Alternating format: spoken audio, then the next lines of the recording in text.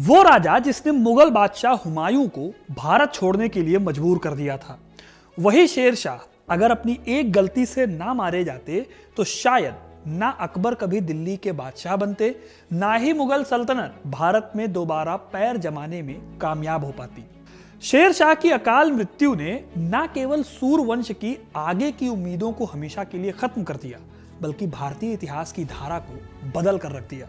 आखिर हुमायूं को भगाने और दिल्ली की गद्दी पर बैठने के बाद शेर शाह सूरी ने ऐसा क्या किया कि उसकी मौत हो गई और दिल्ली एक बार फिर मुगलों के हाथों में चली गई। इसीलिए सबसे बड़ा सवाल आता है कि शेर शाह की मौत हुई कैसे, वो कौन सी गलती थी जिसकी वजह से वो मारे गए, और हुमायूं जो शेर शाह के हाथों हार कर भारत छोड़कर भाग गए थे, वो भारत में अपनी बादशाहत दोबारा कैसे हासिल कर सके और दिल्ली की गद्दी पर उन्होंने फिर से कैसे कब्जा किया। आज मैं आपको शेर शाह की अचानक हुई मौत की इसी कहानी से रूबरू कराऊंगा, तो वीडियो को इन तक जरूर देखिएगा, क्योंकि अपना इतिहास नहीं जानोगे तो खुद को कैसे पहचानोगे। शेर शाह की कहानी शुरू होती है एक मामूली शख्स से जिसका नाम था फरीद। जी हाँ, शेर शाह सूरी के बचपन का नाम फरीद था। फरीद बिहार के सासाराम में पैदा हुआ।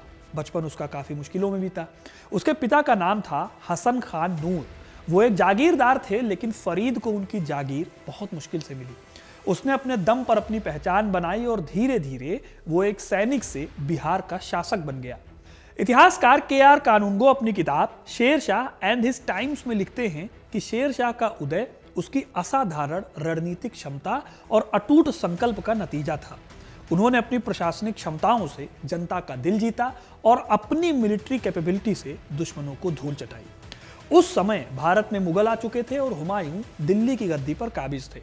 शेर शाह की ताकत लगातार बढ़ती जा रही थी और वो अपने साम्राज्य को बढ़ा रहे थे। इसी सिलसिले में हुमायूं के साथ शेर शाह का टकराव हुआ और चौसा और कन्नौज के युद्धों में शेर शाह ने हुमायूं को करारी शिकस्त दी। इससे मुगल बादशाह को जान बचाकर भागना पड़ा। साल 1540 में शेर शाह ने दिल्ली की गद्दी संभाली और सूर साम्राज्य की स्थापना की। यह एक ऐसा मौका था जब भारतीय उपमहाद्वीप में एक अफगान शासक ने मुगलों को विस्थापित कर दिया था। माना जाता है कि शेर शाह की यह प्रोग्रेस भारतीय इतिहास में एक यूनिक घटना थी, क्योंकि यहां पर एक शख्स ने अपने बल पर इतना बड़ा साम्राज्य खड़ा किया।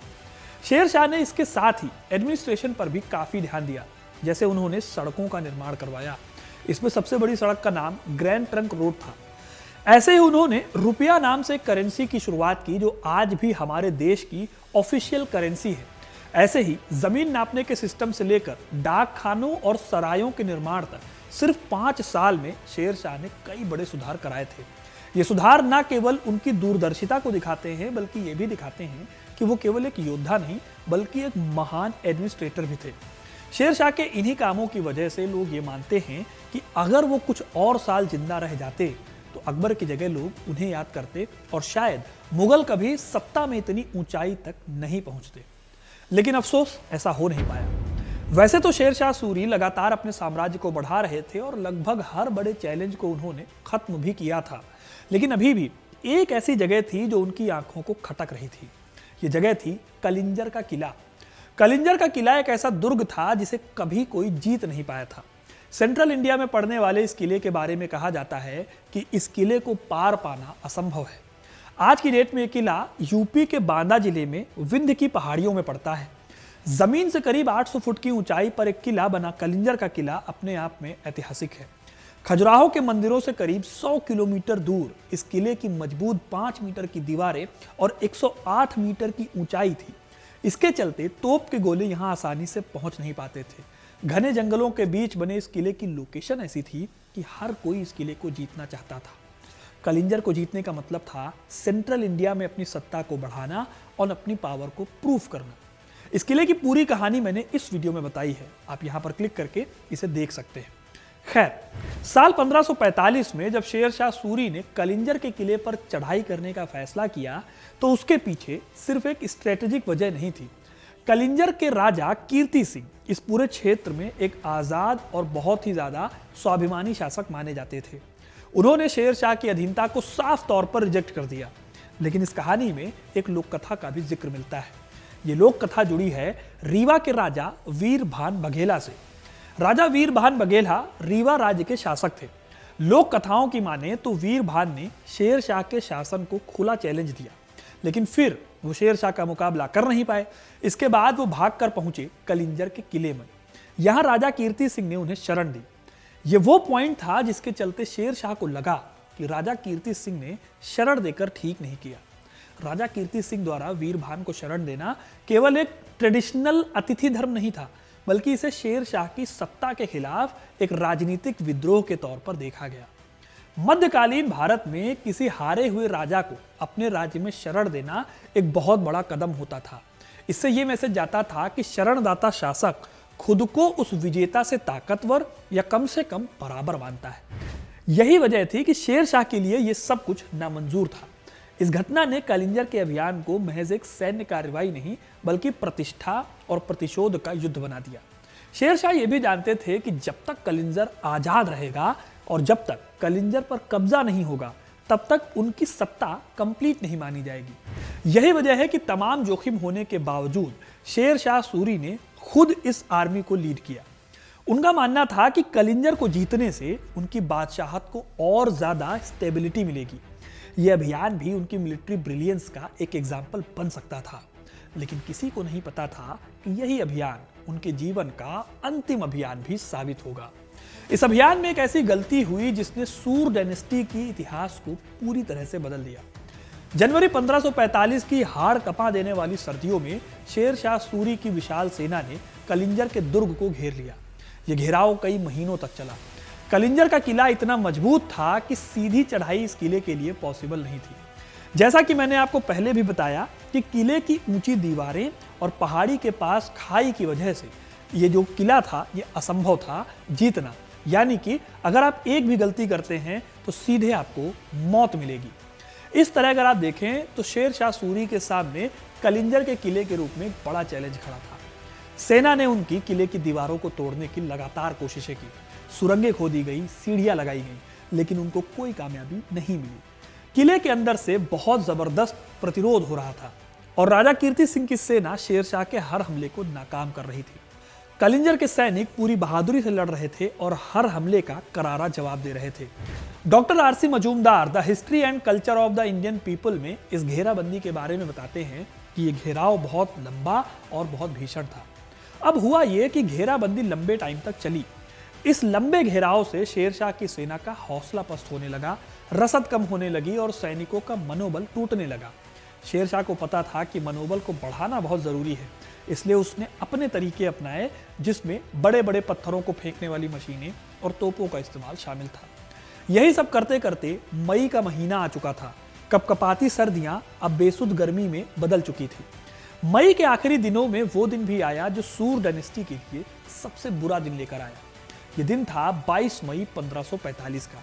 शेर शाह को खबर मिली कि किले की दीवार के एक हिस्से में दरार आई है। किले की दीवार में दरार का मतलब है कि कुछ ही पल में अगर अटैक किया जाए तो किले की सुरक्षा ढेर हो जाएगी। शेर शाह को लगा कि ये गोल्डन चांस है, इसीलिए उन्होंने अपनी सबसे बड़ी और सबसे ताकतवर तोप को काम पर लगाया। इस तोप का नाम था उक्का तोप। उक्का तोप का काम ही था किले की दीवारों को तोड़ना। शेर शाह को लगा जीत बस कुछ ही कदम दूर है, इसलिए वो तोप के ऑपरेशन को चेक कर रहे थे। उनको लग रहा था कि तोप का गोला अगर सीधा किले की दीवार से टकराए तो दीवार टूट जाएगी। अब्बास खान सरवानी, जो शेर शाह के दरबार में थे और जिन्होंने तारीख़ शेर शाही लिखी, वो इस घटना को बहुत डिटेल से बताते हैं। उनके हिसाब से उक्का तोप से गोला दागा गया। वो गोला किले की दीवार से टकराया, लेकिन दीवार को भेदने की बजाय वो उछलकर वापस आ गया। जहां वो गोला गिरा वहां बारूद का एक बहुत बड़ा ढेर रखा हुआ था। ये बारूद किले की दीवार में सुरंग बनाने और विस्फोट करने के लिए जमा किया गया था। ये गोला बारूद के ढेर पर गिरा और एक भयंकर विस्फोट हुआ। यही वो गलती थी जिसने सब कुछ बदल दिया। बारूद के ढेर में आग लगने से एक के बाद एक कई बड़े विस्फोट हुए। इससे आसपास खड़े सैनिक और अधिकारी इन ब्लास्ट की चपेट में आ गए। शेर शाह सूरी भी वहीं खड़े थे। ब्लास्ट पर वो गंभीर रूप से घायल हो गए। उनके कपड़े जल गए और शरीर पर कई जगह गहरे जख्म हो गए। ये ब्लास्ट इतना तेज था कि चारों ओर धुआं और आग का गुबार छा गया। ये सूर डायनेस्टी के लिए एक ऐसा ट्रेजिक एक्सीडेंट था जिसने सूर डायनेस्टी के सूरज को उगने से पहले ही अस्त कर दिया। खैर, ब्लास्ट के बाद शेर शाह को तुरंत वहां से हटाया गया। उनका पूरा शरीर जल रहा था, लेकिन फिर भी वो लड़ने के लिए जिद कर रहे थे। फिर उन्हें एक कैंप में ले जाया गया जहां तुरंत उनकी मदद के लिए वैद्य बुलाए गए। अब्बास खान शरवानी लिखते हैं कि शेर शाह को भयानक दर्द हो रहा था, लेकिन वो लगातार अपने ऑफिसर से कलिंजर पर हमला जारी रखने और उसे जीतने की जिद कर रहे थे। फिर शाम होते होते शेर शाह को खबर मिली कि किले पर कब्जा हो गया है। तब जाकर शेर शाह को थोड़ी राहत मिली, लेकिन शेर शाह इतने घायल हो गए थे कि उनका बचना मुश्किल हो गया था। रात होते होते उनकी हालत खराब हो गई और 22 मई 1545 की रात को उनकी मृत्यु हो गई। इस तरह शेर शाह सूरी ने जीते जी कलिंजर को जीत तो लिया था, लेकिन उस पर कभी वो शासन नहीं कर पाए। उनकी मृत्यु ने पूरे सूरी साम्राज्य को हिला दिया और एक महान युग का अंत कर दिया। इधर शेर शाह की मृत्यु की खबर जंगल में आग की तरह फैली। उनकी मृत्यु के तुरंत बाद जो हुआ वो भी कम भयानक नहीं था। सबसे पहले तो सूर डायनेस्टी की लीडरशिप में एक बहुत बड़ा वैक्यूम आया। शेर शाह के बेटे इस्लाम शाह सूरी उनके बाद गद्दी पर बैठते हैं, लेकिन इस्लाम शाह अपने पिता की तरह टैलेंटेड या करिश्माई नहीं थे। ना उनके पास शेर शाह जैसी एडमिनिस्ट्रेशन की समझ थी और ना ही वैसी बहादुरी जो शेर शाह के पास थी। इसके चलते बहुत ऑब्वियस बात यह हुई कि शेर शाह के बाद सूर साम्राज्य में इंटरनल क्राइसिस और पावर को लेकर स्ट्रगल शुरू हो गया। इसके साथ ही दूसरी जो चीज आई वो थी गुटबाजी का बढ़ना। शेर शाह की मौत के बाद अफगान सरदारों के बीच में सत्ता को लेकर लड़ाई हो गई। उनमें यूनिटी थी नहीं और इसके चलते साजिशों का एक दौर चला जो सूर साम्राज्य को कमजोर करता चला गया। इन सब कमजोरियों के बीच एक शख्स बड़े ध्यान से अपनी नजर बनाए हुए था। यह शख्स कोई और नहीं बल्कि बाबर के बेटे हुमायूं थे। वो हुमायूं जो शेर शाह के साथों हार कर भारत छोड़कर भाग गए थे। उन्हें जब खबर मिली कि शेर शाह की मृत्यु हो गई है तो इस खबर को उन्होंने गोल्डन चांस की तरह लिया। अब वो भारत में अपनी बादशाहत दोबारा हासिल कर सकते थे। इसके चलते उन्होंने अपनी सेना को ऑर्गेनाइज किया और धीरे धीरे भारत की ओर बढ़ना शुरू किया। सूर साम्राज्य की कमजोरियों का फायदा उठाते हुए हुमायूं ने 1555 में सरहिंद के युद्ध में सूर शासकों को हराया और दिल्ली की गद्दी पर फिर से कब्जा कर लिया। इस तरह शेर शाह की मृत्यु ने सूर साम्राज्य के पतन और मुगल साम्राज्य के सूरज को और चमकने का रास्ता दिया। दोस्तों, शेर शाह की मृत्यु सिर्फ एक राजा की मृत्यु नहीं थी, बल्कि इतिहास को बदल देने वाला इवेंट था। अगर शेर शाह सूरी कुछ और साल जिंदा रहते तो शायद भारत का इतिहास आज कुछ और होता। इसमें डिफरेंट क्या होता, तो इसके जवाब में पहली बात आती है मुगल साम्राज्य से जुड़ी हुई। अगर शेर शाह लंबे समय तक जिंदा रहते तो हुमायूं को भारत में आना मुश्किल हो जाता। शेर शाह के एडमिनिस्ट्रेटिव सुधार और उनकी आर्मी इतनी मजबूत थी कि मुगलों को इतनी आसानी से दिल्ली पर कब्जा नहीं मिलता। माना जाता है कि अगर शेर शाह का शासन लंबा होता तो भारत में अफगान डायनेस्टी की जड़ें इतनी मजबूत होती कि मुगल सत्ता शायद कभी पूरी तरह से स्टैब्लिश ही ना हो पाती, और अगर होती भी तो शायद वैसी नहीं होती जैसा आज हम इतिहास में देखते हैं। खैर, इसके बाद जो दूसरी बड़ी दिक्कत आती है वो ये है कि कंटिन्यूटी जो है एडमिनिस्ट्रेशन और इकोनॉमिक डेवलपमेंट की जो शेर शाह ने शुरू की थी वो अपने आप में नायाब थी। फिर चाहे वो लैंड रेवेन्यू सिस्टम हो, कम्युनिकेशन हो या ट्रेड को बढ़ावा देने के लिए इंफ्रास्ट्रक्चर बनाना हो, ये सब कुछ शेर शाह ने सिर्फ 5 साल के अंदर कर लिया था। अगर वो कुछ और साल तक जीवित रहते तो इन सुधारों को और ज़्यादा मजबूती मिलती और भारत का आर्थिक और प्रशासनिक ढांचा और ज़्यादा मजबूत होता। इतिहासकार आरपी त्रिपाठी ने अपनी किताब some aspects of Muslim administration में शेर शाह के इन एडमिनिस्ट्रेटिव सुधारों की खूब तारीफ की है, क्योंकि आगे जाकर अकबर ने भी शेर शाह की कई पॉलिसीज को लागू किया था। कुल मिलाकर अगर देखा जाए तो शेर शाह की मृत्यु एक टर्निंग पॉइंट थी और अफगान युग का छोटा लेकिन एक गोल्डन युग का अंत था। शेर शाह में वो सारी खूबियां थी जो शायद अकबर की महानता को ढक लेती, लेकिन महानता की इस रेस में वो बहुत क्वालिटी वाली दौड़ लगाने के बाद भी जल्दी ही काल के गाल में समा गए। उनकी मृत्यु ने एक ऐसी खाली जगह पैदा की जिसे बाद में मुगलों ने भर दिया और भारतीय इतिहास का मार्ग हमेशा के लिए बदल गया। अब हिस्ट्री की खासियत है, क्या होता अगर, इस तरह के सवाल हमेशा ही मजेदार होते हैं। शेर शाह सूरी की मृत्यु भारतीय इतिहास के ऐसे ही कुछ बड़े क्या होता अगर वाले सवालों में से एक है। अब आपको क्या लगता है, अगर शेर शाह सूरी उस हमले में बच जाते तो क्या भारत का इतिहास बदल जाता? क्या मुगल साम्राज्य कभी इतना मजबूत हो पाता? क्या भारत अफगान साम्राज्य की नींव इतनी गहराई के साथ देख पाता जिसे उखाड़ पाना लगभग इम्पॉसिबल होता? अपनी राय कमेंट में ज़रूर बताइएगा। वीडियो अगर पसंद आया है तो इसे लाइक और शेयर करें, और ऐसी तमाम इंटरेस्टिंग कहानियों के लिए, इतिहास से जुड़े रहने के लिए हिस्ट्री कनेक्ट को सब्सक्राइब ज़रूर करें। धन्यवाद।